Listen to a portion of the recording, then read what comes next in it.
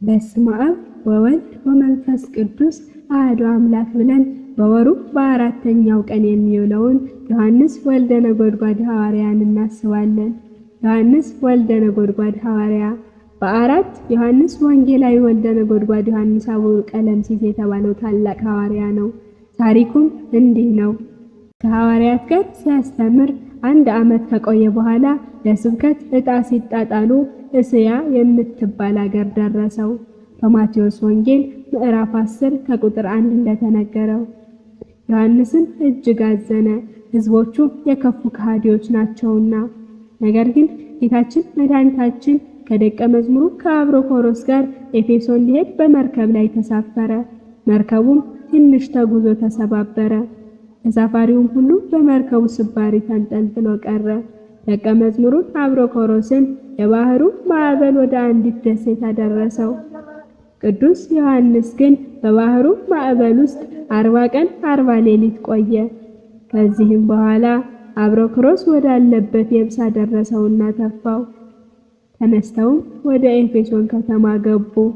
በጌታችን ኢየሱስ ክርስቶስ ስም ሊሰብኩ ግን አልቻሉም፣ የሀገሩ ሰዎች የከፉ ናቸውና። ስለዚህም ምክንያት ፈጥረው ዮሐንስን ሮምና ለምትባል ሴት የውሽባ ቤት እሳትን የሚያነድ አደረጉት። አብሮኮሮስንም እግር አጣቢ ያደረጉት። ያቺ ሴትም እጅግ ስታሰቃያቸው ነበር፣ ባሮችም ስለሆኑ ተናግረው ነበረና።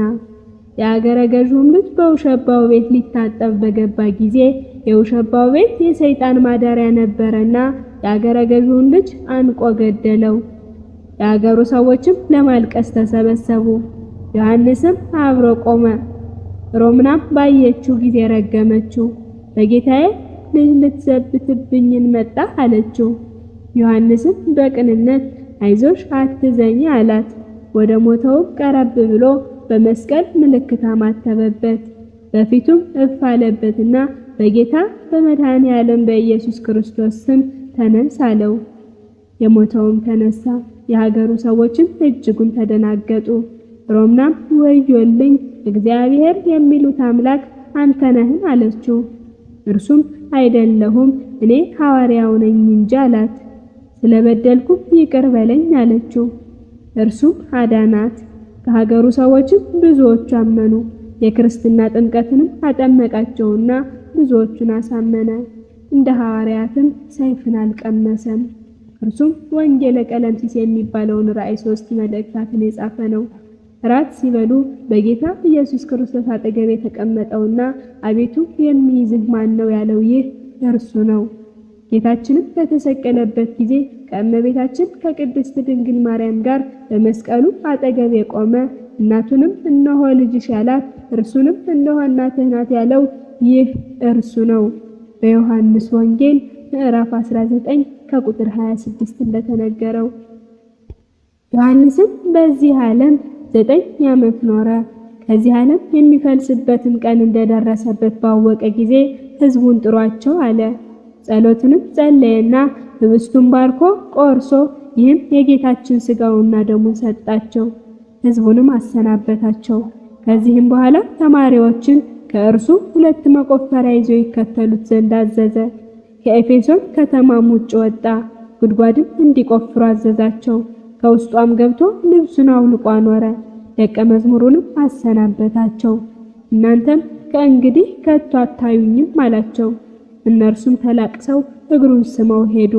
ለሕዝቡ ነገራቸው። እርሱም በመንፈስ ተነጥቆ ገነት ገባ።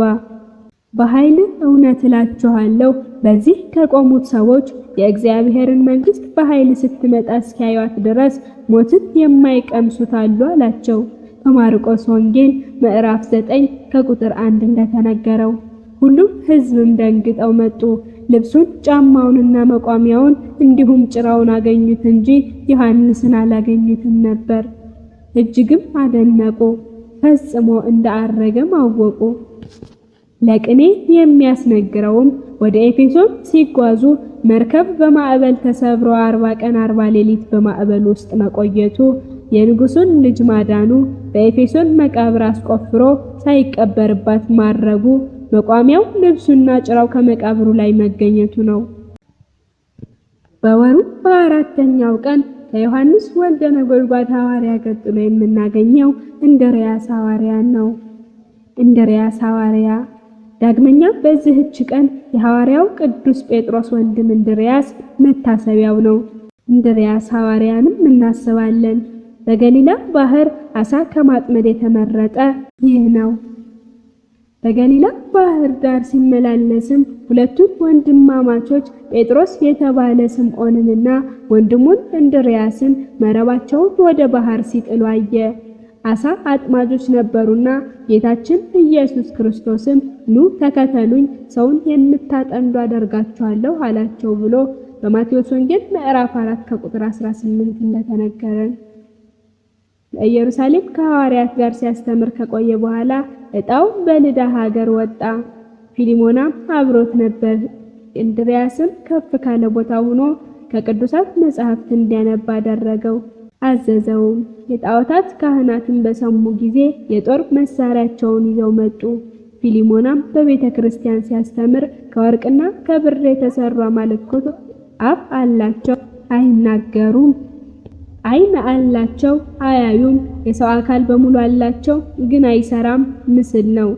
አማልክቲሆሙ ለአሕዛብ ዘወርቅ ወዘብሩር ግብረ እደ እጓለ እመሕያው አፍ ቦሙ ኢይነቡ ዓይን ቦሙ ኢይሬእዩ እዝን ቦሙ ኢይሰምዑ አንፍ ቦሙ ኢያጼንዑ እድ ቦሙ ኢይገሱ እግር ቦሙ ኢያሐውሩ ወኢይነቡ በጎራኢቶሙ ወአልቦ መንፈስ ውስተ አፍሆሙ እንዳለ ቅዱስ ዳዊት በመዝሙር ምዕራፍ 113 ከቁጥር 12 እንደተናገረው የሚያምንባቸው ሁሉ የተረገመ ነው እያለ ሰሙት።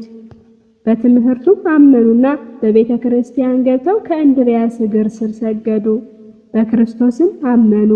የክርስትና ጥምቀትንም አጠመቋቸው። ከዕለታት አንድ ቀንም ሁለት ልጆች ሲጫወቱ አንዱ በድንገት ሞተ። ነገሩንም ለእንድርያስ ነገሩት። ለእንድርያስም ያስነሳው ዘንድ ፊሊሞናን አዘዘው። በጌታችን በኢየሱስ ክርስቶስ ስምን የሞተውን ልጅ አስነሳው። የጻድቅ ሰው ጸሎቱ ኃይልን ታደርጋለችና እንዳለ ያዕቆብ ሐዋርያው በምዕራፍ 5 ከቁጥር 13 እስከ 16 እንደተናገረው። ወደ ከተማው ሲቃረቡ መልእክተኛውና ፊሊሞና ከተማዋ ሁከት ሆናለችና አገረ ገዡ እንዳይገላችሁ አትግቡ አላቸው። ፊሊሞናም የመምህሬ ትእዛዝ መተላለፍ የለብኝም አለ። ቢገድሉኝም መምህሬ እንድርያስ ያስነሳኛል ብሎ ሲገባ መኮንኑ ኒቆርስን ተገናኘውና ፊሊሞና እንዲህ አለው፣ ሀገሬን ልትጠብቅ እንጂ ልታጠፋ አልተሾምክም አለው። መኮንኑም ወታደሮችን ጠርቶ ሰቅላችሁ ግረፉት አላቸው። ወታደሮችም ሰቀሉና ገረፉት። ፊሊሞናም መሰቀሌን ለመምህሬ ለእንድርያስ ማን ይንገርልኝ አለ። ያን ጊዜም አእዋፍ ሁሉ ቀርበው እኛን ላከን ብለው ተናገሩት። በኦሪት ዘፍጥረት ከምዕራፍ 1 ቁጥር 26 እንደተነገረን ድንዊት የምትባለው ወፍም ቀርባ እኔን ላከኝ፣ አካሌ ቀላል ነውና ላከኝ አለችው። እርሱም አንቺ አመንዝራ ነሽ፣ በየመንገዱ ሰው ታስደነግጫለሽና አይሆንም አላት። ቁራም ቀርቦ እኔን ላከኝ አለው። አንተም አባታችን ኖህ ቢልክህ የወደቀ ስትበላ ሆድህን ወደህ አልተመለስክምና በፍጹም አልልክህም አለው። ፊሊሞናም በቀጣይ እርግብን ጠርቶ እንዲህ አላት፣ ለአባታችን ለኖህ ታዘሽ የመልካም የምስራች ወሬን አምጥተሽልናልና አሁንም ወደ ልዳ ወደ መምህሬ ሂደሽ ንገሪው፣ ሰቅለው እየገረፉኝ ነው አላት። ርግብም ፈጥና ሄደች። አባታችን ኖሃን ፈጥና እንደታዘዘችው ለእንድርያስም ፈጥና ነገረችው። በኦሪት ዘፍጥረት ምዕራፍ 8 ከቁጥር 8 እንደተነገረው እንድርያስም አይዞህ በርታ መጣሁ ብሎሃል በማለትም መልሱን ነገረችው። ያን ጊዜም ሰው በሚናገረው ቋንቋ ስትናገር ለፊሊሞና መኮንኑ ኒቆሮስ ሰማትና አደነቀ። ፈጥኖም ተነስቶ ፊሊሞናን ፈታው። እግዚአብሔር ያድሮሙ ለባህታውያን ውስተ ቤቱ ያወጽኦሙ ለሙቆሃን በኃይሉ እግዚአብሔር ብቸኞችን በቤቱ ያሳድራቸዋል፣ እስረኞችንም በኃይሉ ያወጣቸዋል እንዳለ ቅዱስ ዳዊት በመዝሙር ምዕራፍ 67 ከቁጥር 6 እንደተናገረው።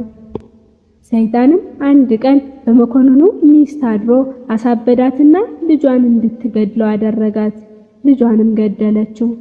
አሽከሮቹም ለመኮንኑ ነገሩት። ፊሊሞናም አትፍራ አለው። ከዚህም በኋላ እርግቧን ጠርቶ ወደ መኮንኑ ቤት ሂደሽ እንዳይሸበሩ እንዳዘዝኩሽ ንገሪያቸው አላት። እርሷም እንዳዘዛት ነገረቻቸው። ርግቢቱም በሰው ቃል ስትናገር ሰምተው አድንቀው ወደ ፊሊሞና ተሰበሰቡ። ያን ጊዜ እንድርያስ ደርሶ የሞተውን እንዲያስነሳው ፊሊሞናን አዘዘው። እርሱም ወደ ጌታችን ቢጸልይ ከሞት አስነስቶታል። እንድርያስም የመኮንኑን ሚስት አስነሳት። ከእርሷ የወጣው ጋኔንም በሕዝቡ መካከል መሬት ሰንጥቆ አውርዶ እንዲሰጥም አደረገው። አጋንንትስ እንኳ በስምህ ተገዙልን እንዳሉ ሐዋርያት በሉቃስ ወንጌል ምዕራፍ 10 በቁጥር 17 እንደተናገሩት ሕዝቡ ይህን ድንቅ ተአምር አይተው አምነው ተጠመቁ። እንድርያስም የአንዲት ሀገር ሕዝቦች የከፉ ነበሩና በእሳት ሊያጠፉት እንዳሰቡ እርሱም በመንፈስ ቅዱስ ምክንያታቸውን አወቀ። የከፋ ምክራቸውንም ተውት፣ ለኔ ያቀረባችሁት እሳት ከሰማይ ወርዶ ያጠፋችሁ አላቸው። እንዳላቸውም እሳቱ ከሰማይ ወርዶ አጠፋቸው። ቃሉንም ባልሰሙ ጊዜ እንደሚያጠፋቸው ባላወቁት ጊዜ እነርሱም እሳቱ ከሰማይ ወርዶ እስኪያጠፋቸው ድረስ ዝም አሉ። ቃሉንም ባልሰሙ ጊዜ ቢጸልይ እሳት ከሰማይ ወርዶ አጠፋቸው። የጣዖት አገልጋዮችም አላመኑምና ተሰብስበው ወጡና እንድርያስን ይዘው እስር ቤት አገቡት።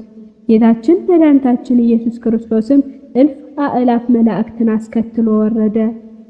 ክቡር ሞቱ ለጻድቅ በቅድመ እግዚአብሔር እንዳለ ቅዱስ ዳዊት በመዝሙሩ መዝሙር ምዕራፍ 115 ከቁጥር 5 እንደተናገረው በስሙ በጎ ሥራ ለሥራ ምሬሃለሁና አለው። ዘላለማዊ የምህረት ቃል ኪዳንንም ሰጠው።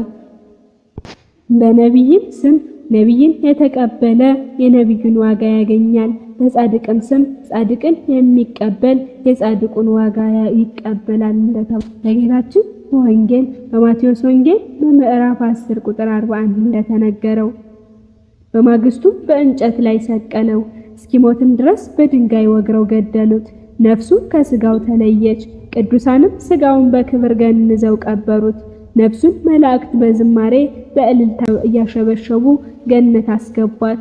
ለቅኔ የሚያስነግረውም የአገረ ገዢው ልጅ ማዳኑ፣ የኒቆሮስ ሚስትና ልጅ ማዳናቸው፣ እርግብን ፊሊሞና በሰው ልሳን አናግሮ ታዛዥ ማድረጉ፣ ሰይጣንን መሬት ሰንጥቆ ማውረዱ፣ አሕዛብን ከሰማይ እሳት አውርዶ ማስበላቱ ነው።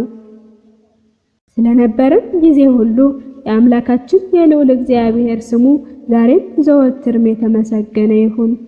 አትለይምና እናቱ እመቤታችን ቅድስት ድንግል ማርያምም ምልጃዋ ሁሌም ከኛ ጋር ይሁን። ውድ የሃይማኖት ሚዲያ ተከታታዮች አገልግሎቱ እንዲፋጠን ቻናሉን ላይክ፣ ሰብስክራይብ፣ ሼር በማድረግ ድጋፋችሁን አሳዩን።